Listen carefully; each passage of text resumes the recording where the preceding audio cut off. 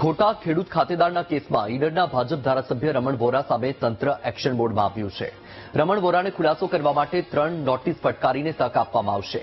રમણ વોરા ખોટા સાબિત થશે તો તેમની પાસેથી જંત્રીના ભાવે 3 ગણો દંડ વસૂલવામાં આવશે અને જમીન મૂળ ખાતેદારને પરત કરવામાં આવશે.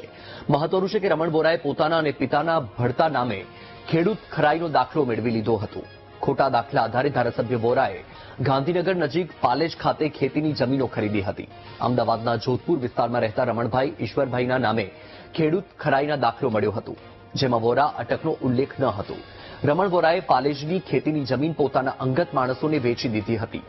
આ જ જમીન એને કરીને ફરી રમણ વોરાના દીકરાઓના નામે કરી દેવાઈ હતી, જેની કિંમત આજે કરોડો રૂપિયાની છે.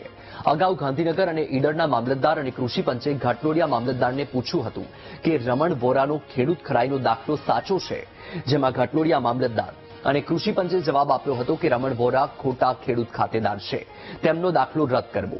ગાંધીનગર અને ઈડર મામલતદાર અને કૃષિ પંચ આગામી દિવસોમાં વોરા વિરુદ્ધ ગણોત ધારાની કલમ 63 અને 84C અંતર્ગત પગલાં ભરશે. નોંધનીય છે કે રમણ વોરાએ ખરીદેલી જમીનના વેચાણ નોંધ નહીં આપવા બદલ ઈડર મામલતદાર એ રાવલ સામે પગલાં ભરવાના આદેશ અપાયા હતા. જોકે તપાસ પહેલા જ તેમની બદલી થઈ ગઈ હતી. વધુ માહિતી મેળવીશું. સંવાદદાતા પાર્થ ફોન લાઈન પર છે. પાર્થ, ધારાસભ્ય રમણ વોરાના કેસમાં શું છે વધુ અપડેટ? હજી વસ્તુ જે રીતે વાત કરવામાં આવે તો જમીન કૌભાંડો એક પછી એક સામે આવી રહ્યા છે, ત્યારે ભાજપના ધારાસભ્ય રમણ વોરાએ પણ એક મોટું